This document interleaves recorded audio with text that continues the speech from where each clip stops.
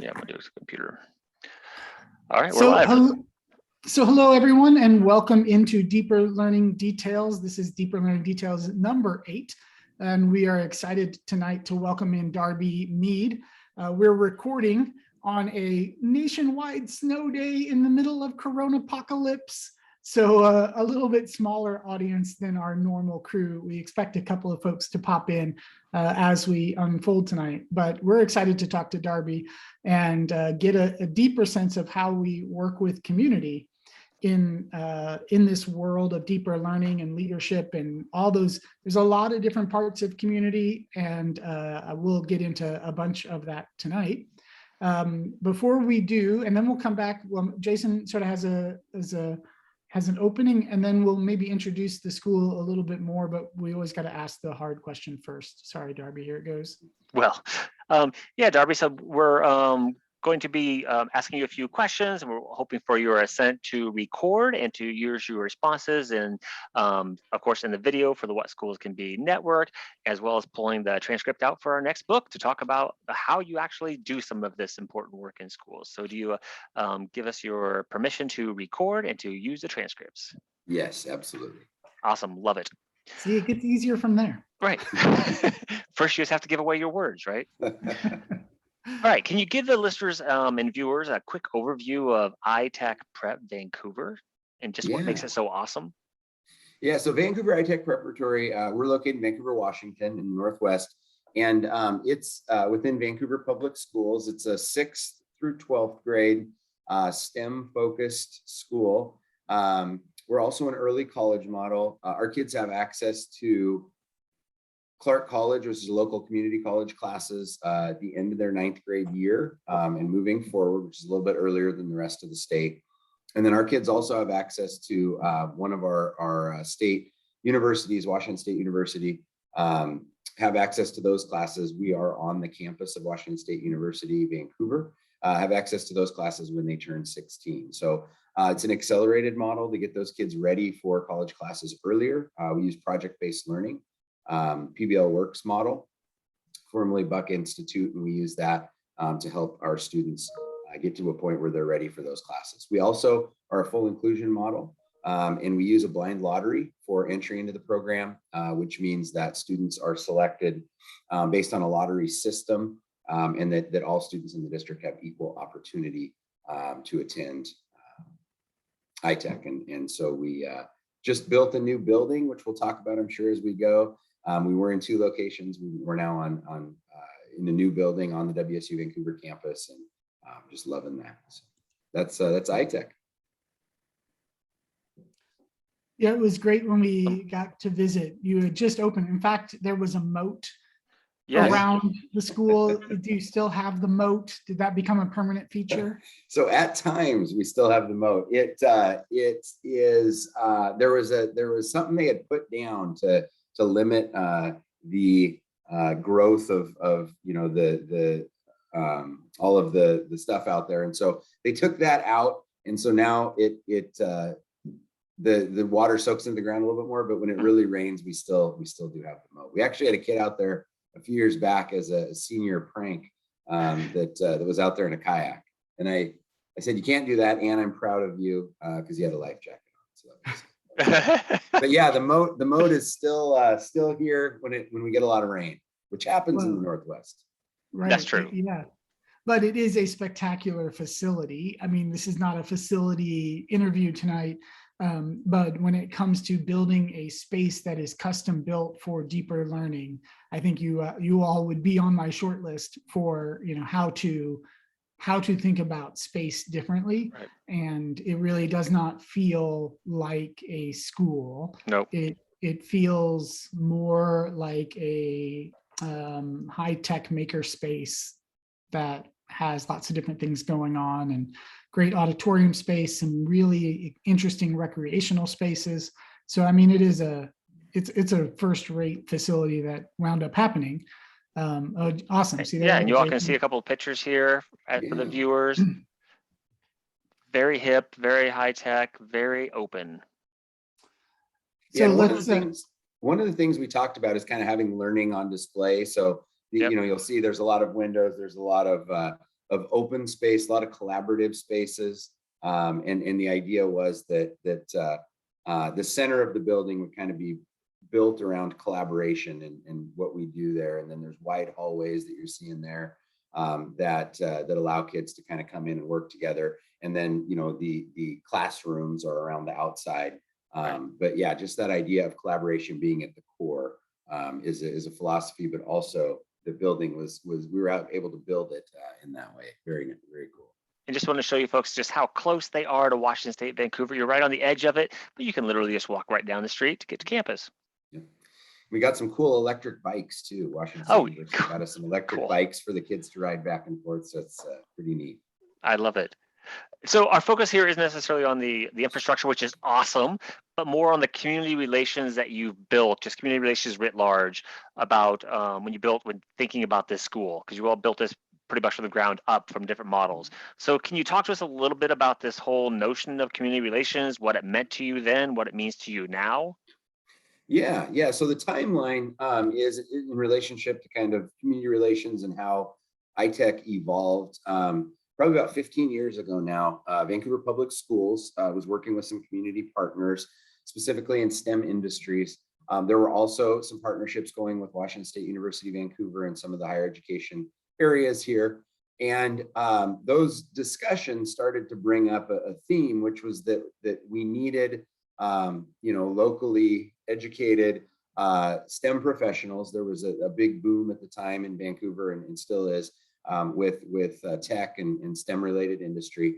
And the need was for trained people who could come, from the community who could fill jobs and work in these areas. And a specific need that was mentioned was to have workers and people from underrepresented areas and in STEM fields. And so the charge for iTech initially, and I think the initial idea was that could we have kind of a VPS to STEM industry pipeline, including local universities that would help develop the STEM industry in Vancouver. And so those discussions kind of started to evolve, and the idea of iTech came about. The idea of having a 6 through 12 program that was partnered with WSU Vancouver and their degree pathways, where our students could physically be part of that community and build through our program with a focus on STEM, possibly get their higher education at WSU Vancouver and then go out into the community. So I think there was a lot of moving pieces that led to that, but it really developed out of a community need and some amazing graciousness of partners in the area from WSU Vancouver and people willing to think outside the box and do things a little bit differently to help support our kids in our community. So I think that's kind of the overarching development of it. Through the program, you talked about kind of through and then now. Through the program, partnerships have always been a huge part. We relied heavily in early years in kind of developing what our character and what our philosophy would be. We relied heavily on an advisory panel of STEM professionals in the area and partnerships with them and meeting with them regularly and getting feedback on, here's the kind of things that our kids are doing. Is this in line with what you want? What could we do better?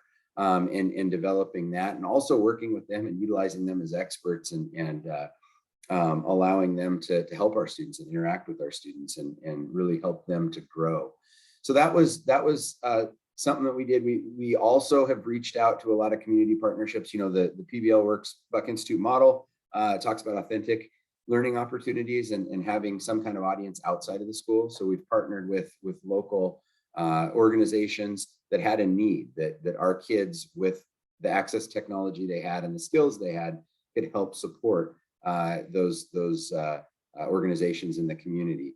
And then, internships for our kids, bringing people in for externships and our kids going out and internships in the community We've been very fortunate to have the greater Vancouver area that's really allowed us for a lot of opportunities, working with the port, working with Fort Vancouver in the area, and being able to get our kids those authentic learning experiences. And now, as we get our new building and start to grow, solidifying those partnerships with WSU, being kind of a learning lab for their students to come over, and just getting our kids out into the community as we get past all of the distancing and those types of things to really be able to apply what they're learning to help support our community and also learn from those community partnerships on how we can help improve and how we can help provide a better opportunity for our kids. I love that you're being viewed as a pseudo lab school. It's just sort of popped up on Washington State's campus. That's awesome. Mhm. So are you seeing some of your models being taken out to other schools as far as saying, oh, we need to be doing more internships, externships, more partnering with the colleges? Are you seeing like your work being taken up? Yeah, and we have a lot of conversations with people who are kind of playing with these ideas. Vancouver Public Schools has done an amazing job, and the leadership in VPS has done an amazing job. Mark Reith, their CTE director, and district leadership, done an amazing job of really seeing the importance of connecting kids with the community, and how important that can be on both ends, right? You've got to have value on both sides, and that's been a big push in Vancouver. And something we've carried through as well. But yeah, there's a lot of interest in how do you provide, and we're still growing in this as well, but how do you provide those authentic learning experiences for kids where there is an end goal, there's an outside interest in what you're doing, and the partnership with WSU, yeah, there's a lot of, I spoke with somebody earlier today in Spokane, Washington, which is on the east side, and they're potentially looking at doing something like this, where you're going to have a high school 6 through 12 program on a college campus where kids can access that higher learning, and also to have the students and teachers and professors come down and work with those high school students and learn from them as well. So absolutely, there's been a lot of interest in kind of what we're doing. We've learned a lot from other groups. We relied heavily on iTech High down in California and their work. But yeah, it's just networking and being able to talk with other people who are doing really cool things allows us to continue to evolve as well.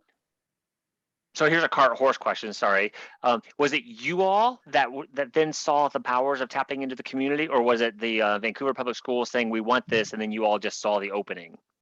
I think VPS has always understood the importance of community. I mean, this came out of community discussions and Gotcha. what do we need. So I think Vancouver has always done a great job of that. And that was one of the things when iTech was developed, was we want to have strong community partnerships and developing, even before the school was open, asking what should kind of the foundational elements of this school be, and themes like, we can teach the specific tech in a particular job to our employees. However, we need people who can solve problems, who look at failure not as an endpoint, but their first attempt in learning, who have the ability to problem solve and work with other people to collaboratively identify problems and find solutions. So I think that's really what we heard is we need people who have some of these soft skills, or whatever you want to call them, 21st century skills, to be able to educate really people, not for where we are now, but for jobs we don't even know exist yet. And so how do you create a system that does that teaches kids the fundamentals of kind of problem solving and innovation, so that they can plug in whatever it is that they're doing in 30, 40 years. Right. Awesome. One of the things that struck me that led to us having this interview was how well Vancouver Public Schools did that early on. And I think that for those listening, watching, that is a massive sort of deeper learning detail that Vancouver Public Schools got right. by really letting the school emerge from the community conversation instead of trying to sort of force a school into the community. You know, a lot of us, if they're part of the academy or if you're watching this as part of what school could be, you're a believer in the deeper learning world, right? Like you don't have to, you already are all in. And so of course you're going to want a deeper learning school. But I thought that what we heard when we were out in Vancouver that Darby was just sort of circling back around was, it was community conversations first. And let's listen first, let the listening sort of drive a demand. In the end, I'm guessing Christina Earmonger, some of your partners, some of the folks at district office, they probably had in their head where they wanted to go, I'm guessing. I don't know if you could speak to that at all, but that the authenticity around the community-driven need for something new, I think really laid a groundwork to give you a lot of free rein. Like one of the things I didn't hear early on was a lot of community pushback or questions or uncertainty. Like, so maybe speak a little bit to sort of the initial rollout of this, and whether you think the Vancouver Public Schools folks had an idea where this was going to go early on. Yeah, I mean, there was a ton of work that was put into what they called the white paper. So it was basically the blueprint for the school. So they did, Justin, just like you said, took feedback from the community on this is what we need, and then they developed a system that would create an environment where students could thrive in the way that the community was asking for. And you know, a ton of research went into kind of what the elements of the school would be. You know, the community said, hey, we want a STEM school, we want STEM professionals, but you know, how do you get there? And that was a tremendous amount of work. And I mean, every time I look through that, I'm amazed at the visionary qualities of the people that developed this idea. You know, Steve Webb, he worked with all of the partners, our superintendent at the time developing that. Mike Strom was instrumental in developing kind of what this would look like and how do you put it all together. And then, you know, just other people at the district that were involved, Todd Hornstein at kind of bringing it all together. And then Christina jumped on, Ironmonger as the first principal. And I think they said, here's what we want.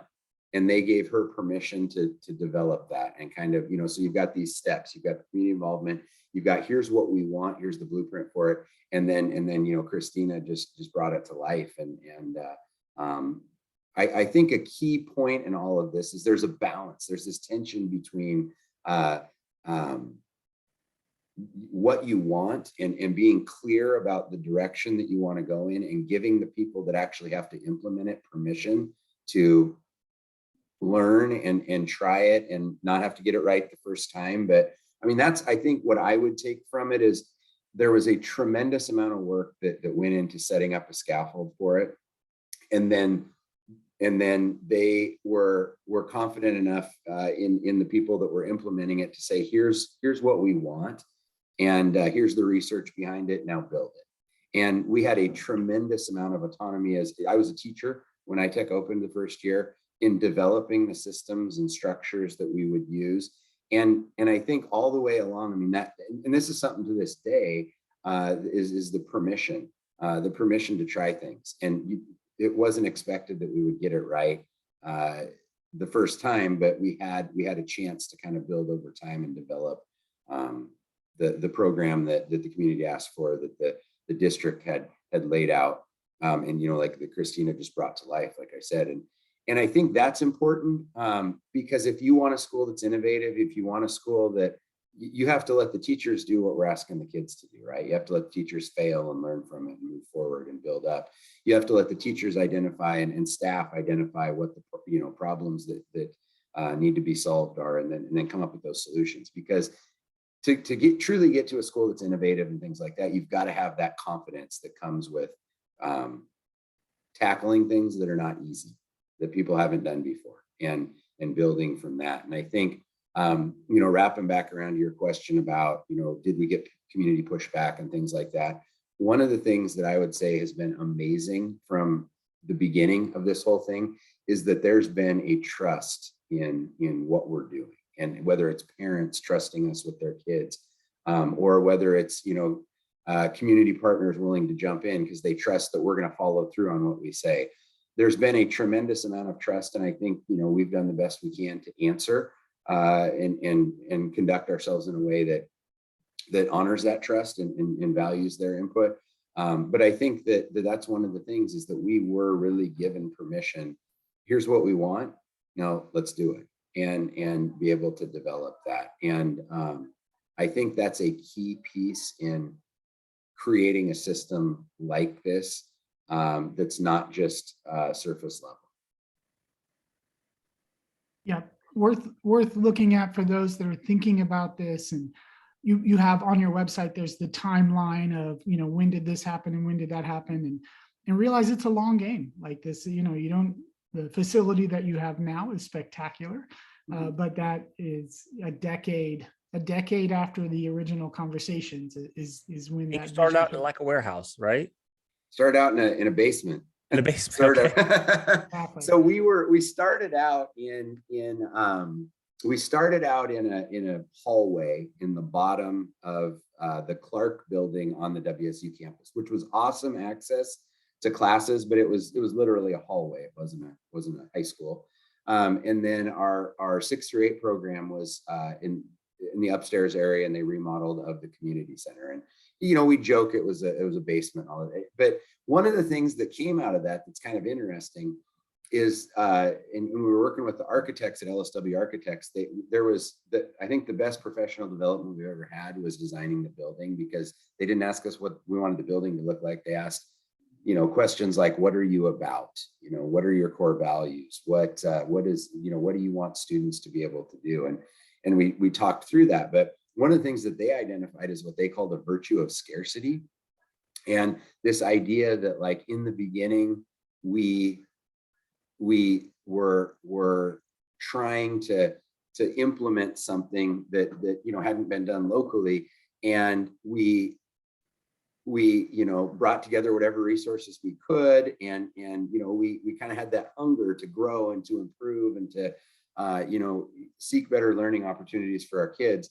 And then now you come 10 years later, and we have this beautiful building with all of these resources, and it's just amazing. But still at the heart of it, it's that first year of trying to figure everything out, and everybody jumping in together and saying, we don't know how this is going to work, but here's what we want to do. And one of the really cool opportunities we had is we had a student come back and as a substitute teacher for a day that was here in the first class. And so she started the first year iTech Open.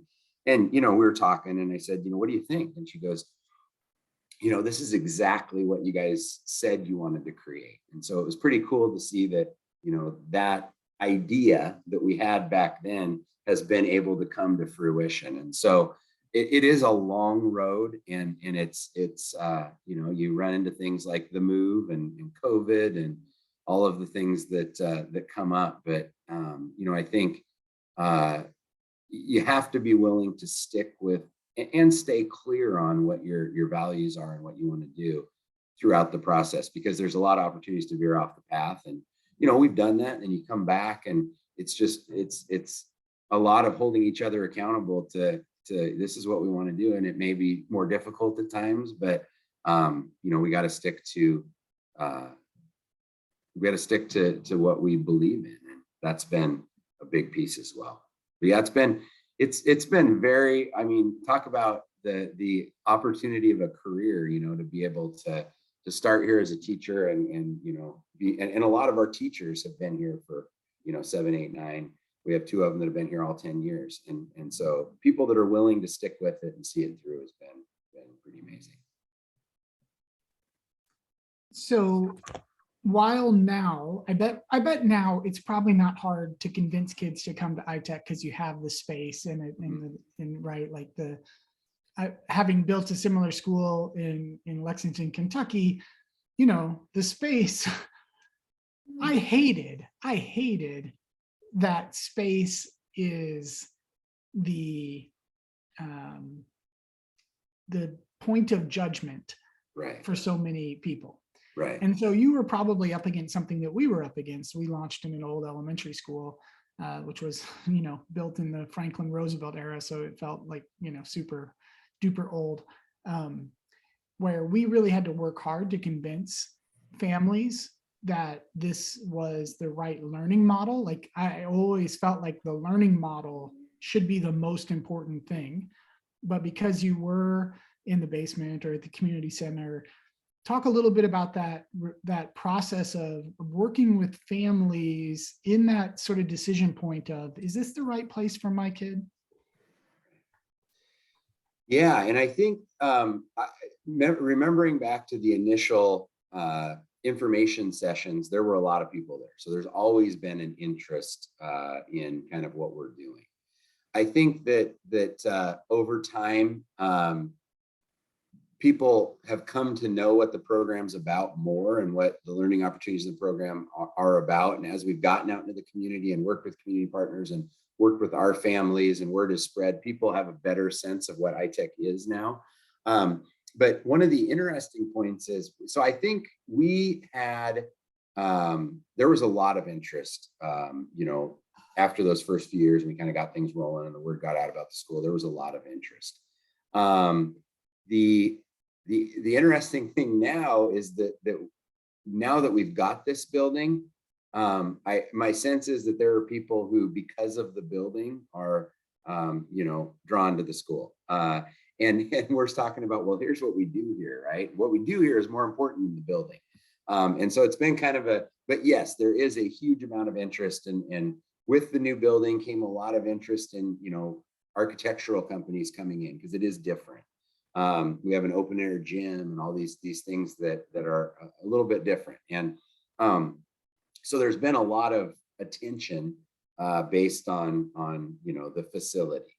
But what we want to make sure that everybody remembers is the facility is just a reflection of kind of what we do, and it's not about the building. It's about the learning that takes place and the work that the kids do. And so that's an interesting, as I'm thinking about it, that's an interesting kind of, development over time. We've been able to grow, so we don't have as many kids on the waiting list, but as we've grown, there's been more and more interest. And so it's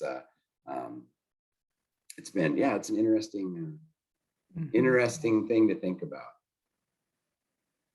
Can you talk a little bit more about that experience for students? Like, since you are so community driven in both inside and outside of the school, how does that reflect in the student experience? Like, how is that different than other schools that aren't? Yeah, so I think in the student experience, I think our kids have an opportunity to work with community partners and work with people from the community at a lot higher level than in more traditional programs. And what that looks like is, they're working with community partners to solve problems. And I think the big thing is, a lot of times they're looking at problems that there isn't an answer to. Fort Vancouver is coming and saying, which is a local historical site, is coming and saying, hey, we have all these artifacts from the 1800s, and we don't have any way to showcase them. We don't have the space. We don't have what can we do? And so then it's kids working with them, trying to figure out how can we create a digital museum where we can use virtual reality to showcase all these things. And so there's that kind of just authentic learning experience working with the community. We're always looking for opportunities to have an audience outside of the school. So whether that's parents coming in for a demonstration of learning, or bringing going out into the community. I think that the authenticity of the learning, and not just being, I'm going to tell you, in a traditional classroom, I'm going to tell you what you need to know, and then I'm going to assess you at the end, and you tell me what I told you was important. It's a different, it's the way it's set up. The learning community is different with project-based learning, and it's everyone working together. I mean, a lot of times you'll go into the classroom and you won't know, you can't pick out who the teacher is. They're not standing up in the front of the classroom. They're working with the kids. They're wiring things, and that, I think, interests people from the community. So then you get more community interest, and kids get to go out and do internships and work with people, because people that have come in see the value of these kids. They have some skills, and so we can utilize that. And, looking for those opportunities and partnerships to go beyond just what's happening in the classroom, I think is important. And there's a ton of interest in our experience from the community. The community wants to get involved, and they don't know how.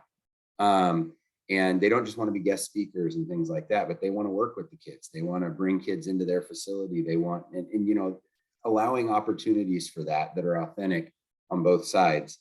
It just grows from there, and people want to have an opportunity, to connect. Community partners want to have an opportunity. I think back to some of the projects we got to see while we were there, and there was sort of a variety of things going on. I'm going to share a screen real fast if I can. Yeah. And just sort of pull back up this image. Do you remember this particular project? Like I was in, you might be able to say more if you remember all the details of this project, but I was just struck by the real integration of a lot of different things going on this particular project. There was, a lot of sort of storytelling, some social studies going on inside of that project, science of biomechanics underneath of that was part of that particular project and story. But also look how artistic it winds up being of real people that are out in the community, right? And so I just think that that project, which maybe you can remember and speak to, but was really indicative of the best of deeper learning, when you're getting a lot of different things right all at one time, but it is authentically connected to community. Yeah, absolutely. And so I think, this project is an integration of multiple subject areas. So it's a forensic art project. So students learn in science class about, genetic markers and things like that. They're learning in history class about, the historical experience of different people. And then in art class, they take a skull and they have to recreate using markers and things like that and clay the skull, and then make it, try to match what it should look like based on what they've learned in other classes. And so it's a pretty neat project, and the kids, it's amazing, the engagement level, like you said, of kids wanting to go out and learn more, as opposed to us trying to get them to learn more, right? They want to learn more about it. And it's just, when you start to integrate multiple subject areas and pull in, community organizations and things like that, it becomes a learning environment, deeper learning, more robust. We call it vigor, it's rigor with emotion. There's emotional component to learning. So a depth of learning, it's not kids doing 5 more worksheets, and it's not volume, it's understanding on a deeper level. And then of course that circles back around with community, because what the kids were really preparing for, what they were practicing on us for, was exhibition. And so like the community comes back around on that particular project, and the kids can show off the work that they had done. So I mean, there's this sort of holistic cycle of connection to community that I think it's powerful learning for the kid, but also it's powerful learning for the community about what kids can do, how complex they can be, how interdisciplinary learning can be. That, this sort of package is not just teaching the kids a thing, you're also teaching the community a thing at the same time. Well, if you can get the community in, there's a lot of opinions right now about education and things like that, and what it's like and what it should be like. But if you can get people in and have them see what kids are doing on a daily basis, and see what kids are creating, and it's a powerful thing. And I think that's one of the things, exhibitions or demonstrations of learning, or just getting people in as panelists to kind of, we got a project called iPrize coming up. And so essentially it's students develop an idea. So it's an English class. They look at ethos, logos, and pathos, and how to make a claim, how to advertise something. And they do that, and then they work in their engineering class on kind of developing the idea. And so they have to develop an idea, innovative idea that will positively affect the ideas of 1 million people, right? So, and then they sell their idea within the school and locally, right? So the other kids are seeing it, teachers, parents, that kind of thing. And then the students that are selected as the best ideas, they present to a panel of community leaders. And we've gotten donations and grants and things that there's actually money tied to it. So those people who are business leaders, they sit on a panel, kind of like Shark Tank, and the kids have to present to them, and they select who they think has the most, innovative product or the best chance of success. And that kid gets a stipend that they can use. And then they work with those community members to develop a patent and start to develop the product. And so we've had kids come up with ideas like taking those big political signs, right, and creating shelters for people who are experiencing homelessness. We've had, we had a kid do paint that was scented and textured, and she worked with we have a local Washington State School for the Blind is in our area, and so she was able to work with those students to be able to paint and have that experience. So, they just come up with these amazing ideas, and if you can get resources behind it, then they can start to develop some of these ideas. And it's an amazing it's amazing to see what they come up with and where they can go with it. So as you reflect on this long journey, are there missteps that you think you made and that you would rectify if you were to do this again? Like everything's pretty transparent for you all. So, mistakes are probably out there. All the time. There's I think one of the things about our culture is, we have that acronym of FAIL, first attempt in learning. And I think we make mistakes all the time, and, you veer off the path sometimes. And I think, within the classroom, you have some projects where you just nail it and you're like, that was it. And then you have sometimes when it just kind of fizzles out and you're like, that didn't work at all like what I thought. But the idea of missteps, let's see, I'd have to think about that, like things that didn't, it happens often, like I said, but a lot of time, just recognizing those and correcting them.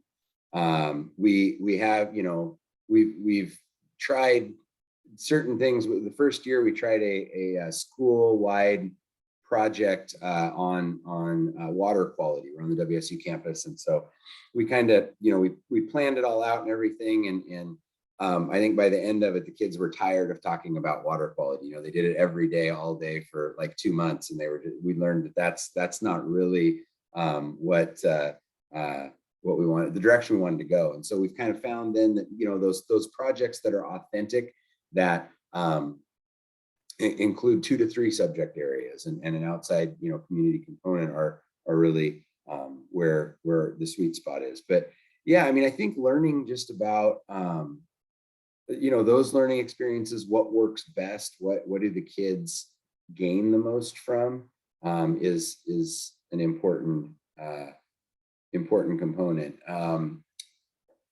But yeah, I think about that one a little bit more specific things.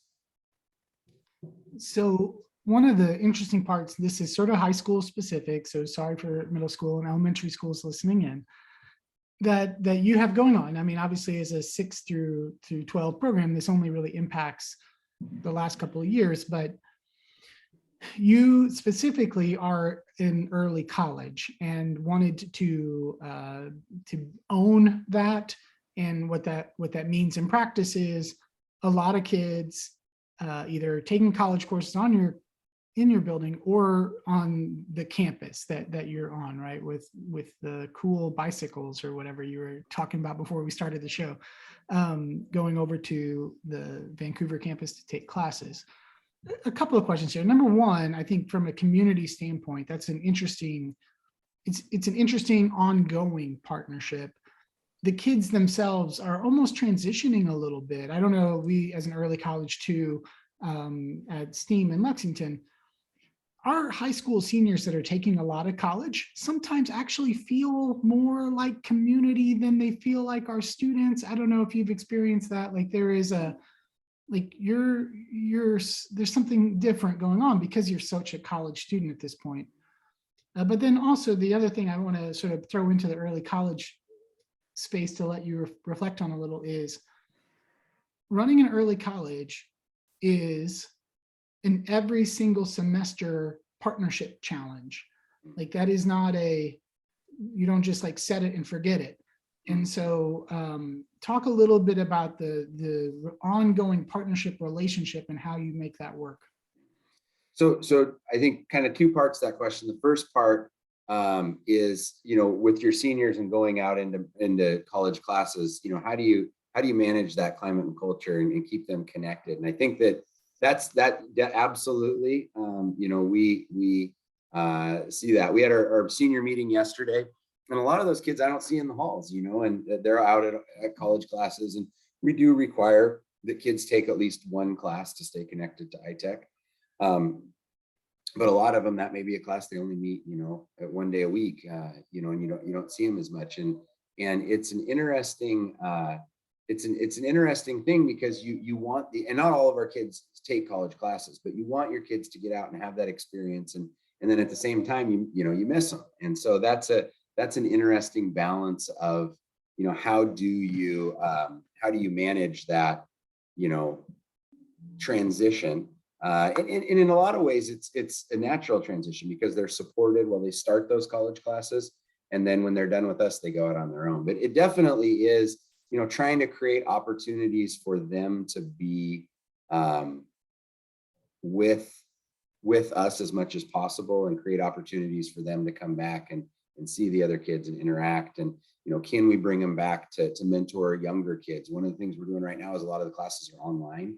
And so our older kids are in what we call seminar. So when they're not in a class with us, we call it seminar, and that's when they're taking college classes. A lot of those college classes are online now and they can Zoom in. So the kids are staying in the building more. And so we started to utilize them to work in classrooms. So if there's a kid that is at a high level in computer science, he'll work with our AP computer science classes.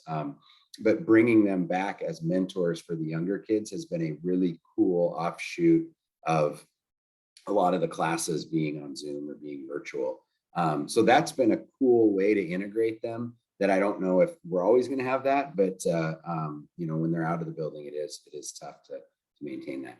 And then the second part of your question is kind of that ongoing partnership challenge every semester or quarter or whatever it is that we're looking at. So we're dealing in like our poor counselors, we're living in like three worlds, right? We've got this Vancouver Public Schools semester system. Then we've got another semester system that doesn't align with that, which is Washington State University. And then we've got a third system, which is Clark Community College, which is on quarters. And so there's all of these intermingling schedules that we have to manage. And so, a kid might take 3/4 of a semester with us, leave that class to go into a Clark class because the quarter's starting. And it's always this constant kind of managing of all these different schedules. And, sometimes there are conflicts, and how do you manage that? But we try to manage all of those because we are appreciative of the partnerships for Clark and WSU. So those always take precedence. And then, we try to adjust our schedules as we can. But yeah, it's like Jenga for schedules, or not Jenga, Tetris. It's like Tetris for schedules. So we're always trying to make things fit. And okay, if a kid takes it here, he's only going to miss the first 15 minutes of his class, but here he'll miss the last 45 and move. That's not Jenga, because that just all collapses in the end. Yeah, not Jenga, it collapses. Definitely Tetris. I meant Tetris. But yeah, it's with all of those different schedules going on, and and we mess up a lot, and we get something double scheduled, and the kid's like, hey, Mr. Meade, this isn't working for me. Okay, well, let's see what else we can do to fix it. So, and that's another thing I think with community and with kids is transparency. Like, we mess up, we make mistakes, and saying, we messed up, we're going to do better, but we made a mistake there, and let's see how we can fix it. Involving the kids and the parents in that, and close contact with WSU and talking with them and Clark about, kind of what we need, because they don't know what our program needs. And so being able to communicate with them is important too. But yeah, it's definitely not like a plug and play, set it and forget it type of thing. It's constantly managing all the changing schedules. Mm-hmm. It's hard. I don't think that, I mean, it's so powerful to kids that it's absolutely worth it. And I think that that's probably where you would be too. But one of the things that we consistently see is like a barrier to entry for leaders. And so, leaders and schedules, I mean, the school schedule is, you might as well like anoint that thing with holy water, because it's a saint, it's untouchable. But if you're going to get into this work of working with partners, colleges, to do this for kids, you've got to turn loose of that a little bit. And so, but you can confirm that even though it's super hard and frustrating, still worth it. Oh, absolutely. Absolutely still worth it. And that's one thing, I mean, it's as we've gotten bigger, we were in 2 locations and we were smaller. It was literally like you could walk down the hall and somebody's like, hey, I want to get this guest speaker in tomorrow. Okay, I'm going to go hit those 3 classrooms. You go hit these 4. We'll tell everybody, see if we're good to go on changing the schedule. And it would be like a 5-minute decision. Now we've got, we've got 6 through 12. It's a lot harder to make those adjustments. But I think that the culture just has to be like, hey, if we can get these people to come in and work with our kids, like, we're going to adjust everything else. And with all the college classes and kids having to miss things, and if we adjust a schedule at the high school, that's going to bump kids out. It's going to conflict with college schedules. And I think I think that people need to recognize that the outcomes are worth the discomfort of having a kid miss their history test or not be able to present with their group. And I think that's an interesting thing. It has to be a culture around the school, and I think the teachers that see that, they understand it. But it's and we have kids that transition. They don't just go all in. They take 1 class, and then if they do well in that, they take 2 or 3 classes. So it's you got this whole center section of kids who are like half at iTech, half out in college classes. And that's, there's always a lot of layers. And you start bringing in community partners. I mean, that's the other thing. You start bringing in community partners, and that creates a challenge, because community partners, it's not like, hey, can you come? These kids have first period from, 9:35 to, so we want you here then. Well, I'm running a business. I can come in during these times. Well, that's not their period. It's not their class time. So that's always a challenge too, sometimes you just got to pull kids and say, hey, this is the opportunity that we have. And so having flexibility in the schedule, and I've been at very traditional schools where, we're not going to have an assembly because it's going to cut into my class, and, that type of thing. And it just, you can't, you've got to be willing and able, especially with the community connections, to take the opportunities when you have them and figure out how to work around that.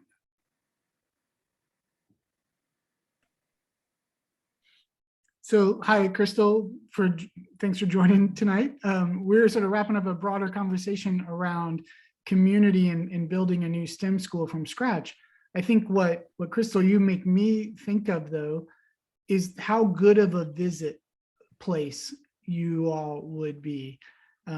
Crystal works for the Office of Public Instruction. I forget exactly, close enough for Montana. Nailed it. Yeah. Okay, good. Yeah. works at the state level, and as Montana is trying to get more folks to get into this work, one of the things that we're getting late in the interview. I don't want to fully unpack, but Right. Yeah. Sorry, we were traveling and No, we're no. doing our cohort stuff tomorrow here in Montana, meeting with Micah and her crew. So we traveled to Missoula today. So yeah, sorry for late for. No. I can catch up later, but wanted to. It's hop on. recorded. Okay. Yeah. I got it. And you're fine because like half the country is in an ice apocalypse situation right now. We're And used to so, that. So it's exactly. yeah, Montana's like, this is a normal day, people. yeah. Travel 3 hours. Exactly. But what it makes me think of, what you all have, Darby, I'm actually really interested. I am interested in, and I know that this is a bit of a hard question towards the end. You're a STEM school. You 100% STEM school. You would own that label, correct? Yes. Okay. You would also own 100%. You're a deeper learning school. Yes. Right. That intersection is really interesting, because one of the things I'm curious about, Darby, is one of those words, deeper learning, you could say progressive, appeals to one half of the political spectrum, and STEM school appeals to a different half of the political spectrum, but you're simultaneously both of those things. And so I'm curious, in your own, you've been with the school over 10 years now. And so like, have you felt that? I mean, speaking of community, I know that's sort of a big, hard community question, but like, have you felt that sort of politically you work well? Yeah. I mean, thinking about that, I haven't felt any political tensions around, other than, I mean, there's been some political tensions around, how our students enter the program, and things like that. But I think that, I mean, really, we're a STEM school in the sense that we see STEM everywhere, right? It's integrated into all the subject areas. And that's where the deeper learning comes in, is that we're not looking for volume, we're looking for rigor and vigor, right? And we use STEM and project-based learning and those things to get to that. But ultimately what we're about is collaborating and developing a community of learners that doesn't have the traditional hierarchy that I think sometimes inhibits learning for a lot of kids. And so I think what we strive to do, and I don't know that we do this all the time, every day, day in and day out, but what we strive to do is we strive to really connect all of the subject areas in learning and kind of break down those traditional boundaries so that all kids can flourish, that our high level kids can take that project and fly with it, that our students that are still developing and emerging in certain areas and in certain standards can still access that learning and still make huge strides. So it's not an either or, it's an and, right? All of our kids, and we struggle just like everybody else to find solutions for students that are still developing in our program and things like that. But I think ultimately it benefits everybody, and I think that's how you create that intersection, is that you try to build something that works for all of the kids. And for us, the way we try to do that is through a focus on science, technology, engineering, and math. And we also have, we also look at other subject areas like I talked about in iPrize, but really looking at how do we help students develop into learners. And it's about learning, it's not about sorting. We're not trying to sort the best kids, and that's not how this program works. But we're trying to develop learning in all of our kids. And it gets down to the level of do the kids feel valued? That's really at the heart of it, is do the kids feel valued? And people are talking about social emotional learning and things like that. Do the kids feel like they're part of this, or do they feel like it's being done to them? And I think if you can create, what we try to do is we try to create a situation where they feel like they matter in this whole system. And if you do that, then and we're working through STEM and project-based learning to try to do that. But if you do that, I think that kind of transcends some of those things that are going on. But I don't know. I haven't felt that tension. Yeah, no, you won't. There's something there. It's for another interview. We've seen it on our books when we're traveling around the country. Of course, I got to feel it myself building a STEM school. And there's something there about that intersection. Like a lot of the work of our deeper learning cohort, the What School Could Be Academy, we've talked a lot about the intersection of deeper learning and equity. And that, we love that intersection. But there's also an intersection less well explored between STEM and sort of this very economic mindset, right? And this actually speaks closely to how Dintersmith, Ted started the Most Likely to Succeed movie, which is a real economic case right up front.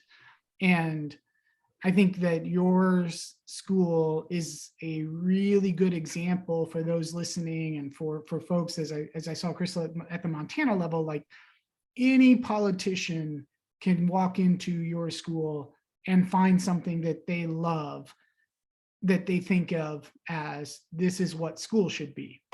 And so that intersection, I think, is a really powerful one for community, and why I think I don't expect that you would have political worries. You are equally likely to have the most conservative politician in Washington State show up for a press day as you are to have the most liberal politician in Washington State show up for a press day. Both sides can feel good about this. And that is, I think, it's not, I only know it. We should talk about it more in our work, but it just all sort of struck me as we were talking deeply about community, and we had someone from the state pop in like, we should talk about that here at the end. So sorry, Darby, to throw that big one bombshell at the end. No, you're all right. Thank you. That's a good question. I mean, anything like this, it always makes you think more, and learn from it. So it's interesting. No worries.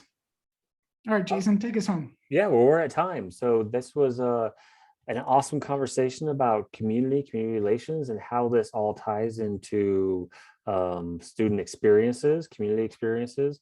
It seems like you all really have done a bang up job of making those partnerships count for all parties. I'm thinking about the colleges, thinking about the kids, thinking about the parents, thinking about the internships and externships. So we're super duper impressed with everything that you do, Darby.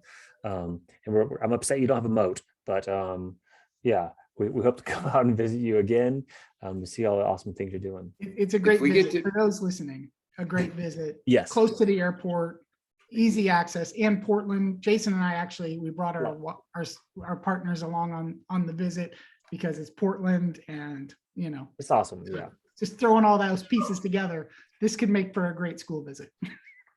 Hey, anytime people want to come, more than welcome. And you're a great host. Thank you. Yeah, thank you so much for doing this, Darby. I know it's hard today. Thanks for showing up a little bit, Crystal. It's and apologies to me for me being late, but it's with everything that everybody's dealing with, especially with weather today. I just want to assure you that this does not go unnoticed, and this is available to our community of over 5,000 people now. So we really appreciate you sharing your knowledge and experience with us. It's a really big gift. Well, and thank you guys, Jason, Justin, for all of your work with us and helping us to learn and get better. You're super inspirational. You keep inspiring. All right. Have a good night, folks. Thank you so much, everybody.